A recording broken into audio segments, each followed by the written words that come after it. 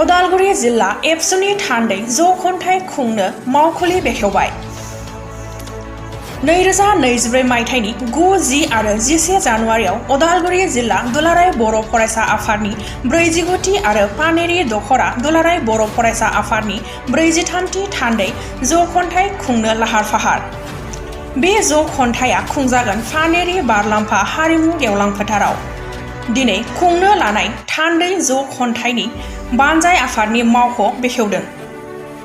मावख'खौ बेखेवना होयो उदालगुरि जिल्ला दुलाराय बर' फरायसा आफादनि आफादगिरि कर्नेलियास दैमारि आरो बानजाय आफादनि मावफुं आफादगिरि बुद्धिराम बर' बिथांमोना।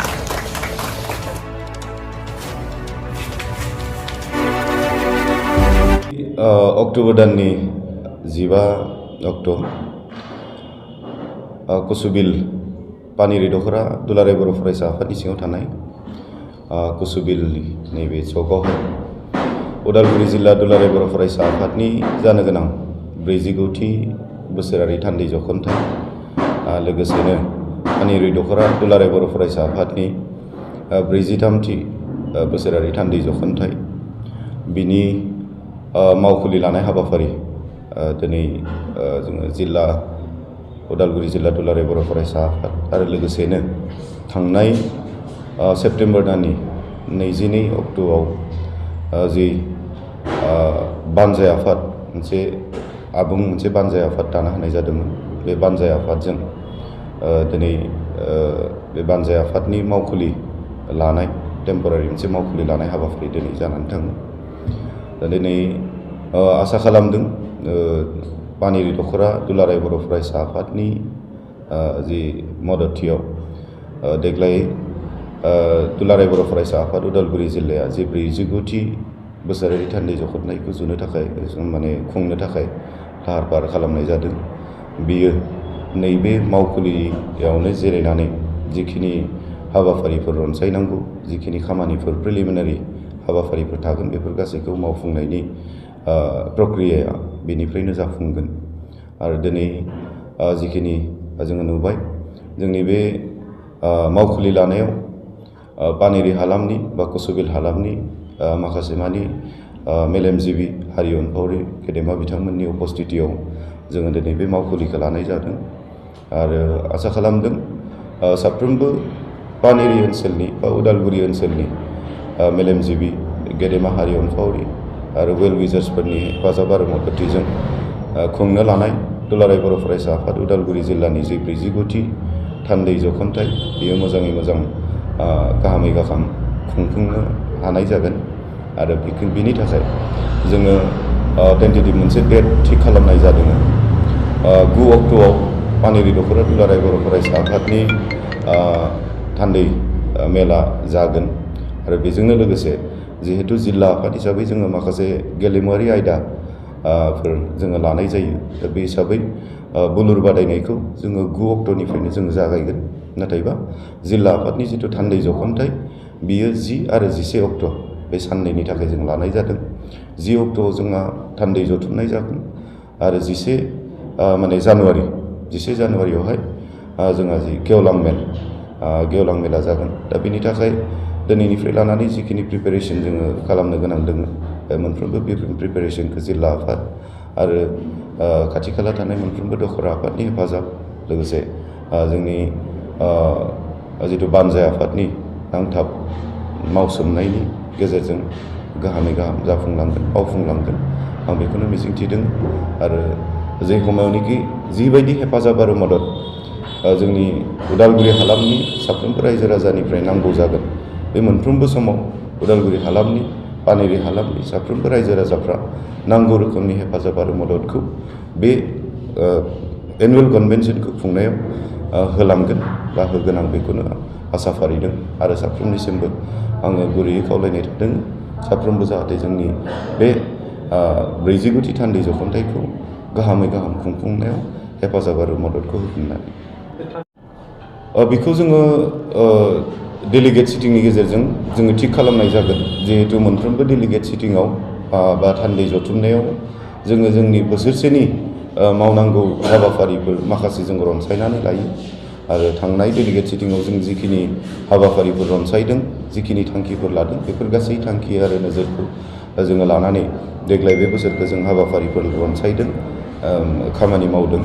आरो बे हिसाबै फैबाय थानाय बोसोराव जोङो मा ओनसोलनि माखासे जेंना जेंगोना जिखिनि समयसाफोर, बेफोर गासै समयसाफोरखौ सरजाबनानै जोङो सावरायनाय जागोन, गोथौयै बिजिरनाय जागोन। आरो बेफोर गासै समयसा फोरखौ लानानै जोङो जिखिनि सावरायनायनि गेजेरजों मोनसे कनक्लुजनाव फैगोन आरो बिनि गेजेरजोंनो जोङो थांखि माखासे रनसायगोन आरो बिनि गेजेरजों जों हाबाफारिफोरखौ लालांनाय जागोन। जोबथारनायाव रायजोफोरनिसिम हाबाफारि लानानै खावलायनाय थागोन बा मेसेज पानेरि हालामनि बा कुसुबिल हालामनि साफ्रोमबो रायजो राजाफोरनि फिजिकेल मेन्टेलि माखासे जोंनो हेफाजाब आरो मददखौ जोंनो नांगोन। बे हाबाफारिखौ मावफुंनो थाखाय माखासे प्रिलिमिनारि प्रिपेरेसन जोंनो नांगोन। बेयाव स्टेज पेन्डेल बानायनाय, जायगानि प्रिपेरेसन खालामनाय, बेफोर गासैयाव पानेरि प्लास लोगोसेनो खाथि खाला थानाय दखरा आफादफोरनि जिखिनि रायजो राजाफोरनि हेफाजाब आरो मददथिखौ जोंनो नांगोन। आरो बिनि थाखाय आं खावलायगोन साफ्रोमबो ओनसोलनि रायजो राजा, हारि अनफावरि गेदेमा नोंथांमोननि हेफाजाब आरो मददखौ जों मोनगोन। आरो बेजोंनो लोगोसे जोंहा जि दिनखालि हाबाफारिया जागोन, बै समाव जोङो उदालगुरि नाङैनो जिल्लानि साफ्रोमबो मेलेमजिबि, साफ्रोमबो हारि अनफावरि, साफ्रोमबो रायजो राजानि हेफाजाब आरो मददखौ जोङो मोनगोन। बेखौनो मिजिंथिदों आरो खावलायगोन जाहाथे बयबो जोंनो नांगौबायदि समाव नांगौबायदि हेफाजाब आरो मददखौ होलांगोन होननानै आं आसा खालामो।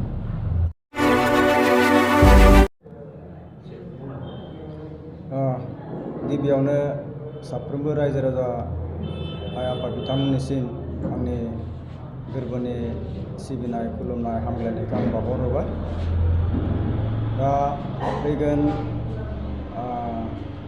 उदालगुरि जिल्ला दुलाराय बर' फरायसा आफाद आरो पानेरि दखरा दुलाराय बर' फरायसा आफादनि बोसोरसालिया जखनथाइ आरो बे जखनथाइखौ खुंफुंनो थाखाय पानेरि दखरा एबसुनि सिङाव थानाय बे कुसुबिलाव खुंनो थाखाय थि खालामदों।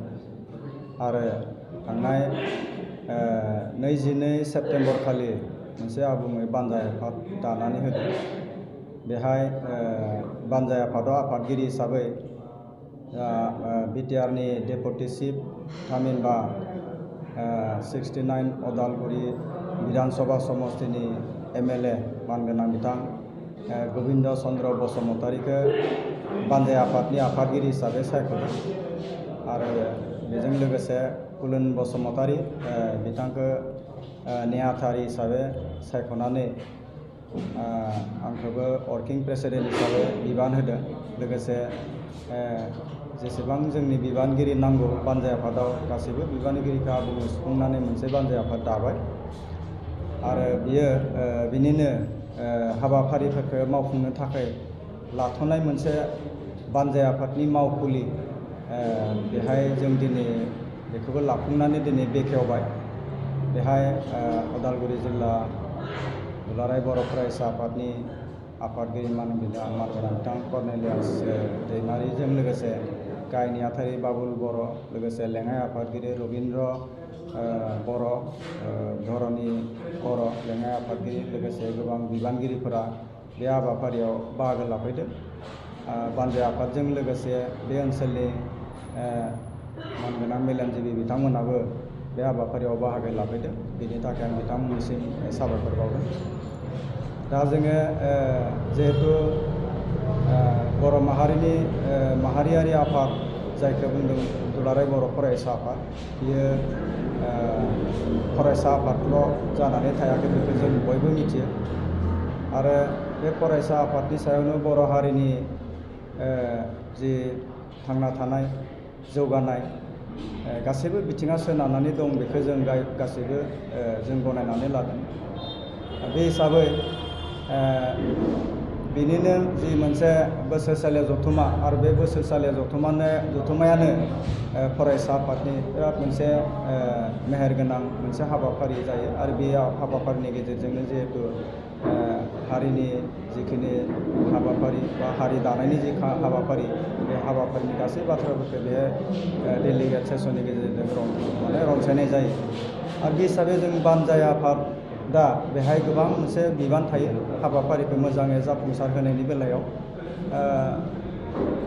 बे लेखायैनो जों सानदों जे जेसेबां हायो जोंनि हानायजों हाबाफारिखौ जों मोजां जों बारहोहरनो जों नाजागोन मोजां मोनसे थासारिजों बे कनभेन्सना मोजाङै जालांगोन बारहोहरनो हागोन बेखौ जोङो फोथायनाय दङ बे हिसाबै आं मिजिंथिगोन जे जोंनि जि बानजाय आफादनि जायफोर दैदेनगिरि बिथांमोना मोजाङै माने मदद आरो हेफाजाब होगोन ओनसोलनि रायजो राजा बिथांमोननिफ्रायबो जोङो आर'ज खालामगोन जाहाथे बिथांमोना माने मोजाङै जों मदद होनानै बे हाबाफारिखौ बारहोहरगोन बेखाय आङो दिनैनि बे हाबाफारिनि गेजेरजों आङो गासैबो दुलाराय माने उदालगुरिनि सिङाव थानाय बा पानेरि दख'रानि सिङाव थानाय गासैबो जोंनि मेलेमजिबि जोंनि सानसुमै जोंनि माने दिथागिरि बिथांमोनखौ आं खावलायगोन जे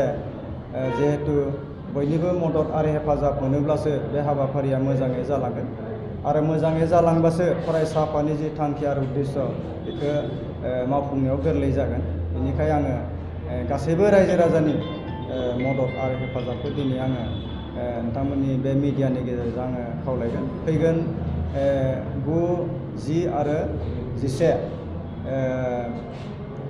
जानुवारि दाननि बे हाबाफारिखौ बा तारिखखौ थि खालामनाय जादों बेनिखाय गेजेराव बारा सम गैया बेखिनि समावनो जोङो बे हाबाफारिखौ जाफुंसार होनो थाखाय जों खामानि मावनांगोन बेनिखाय आं दिनैनि गेजेरजों गासैखौबो फैबाय थानाय समफोराव मदद आरो हेफाजाबखौ मोनगोन आरो जिल्ला एबसु आरो दख'रा एबसु बिथांमोननिफ्रायबो मदद आरो हेफाजाबखौ जों मोनबाय थागोन आं बेखौ मिजिंथिनानै जे दिनैनि जि हाबाफारि बे हाबाफारिनि गेजेरजों बयखौबो आंनिफ्राय साबायखर बावहरनाय जाबाय गोजोन्थों।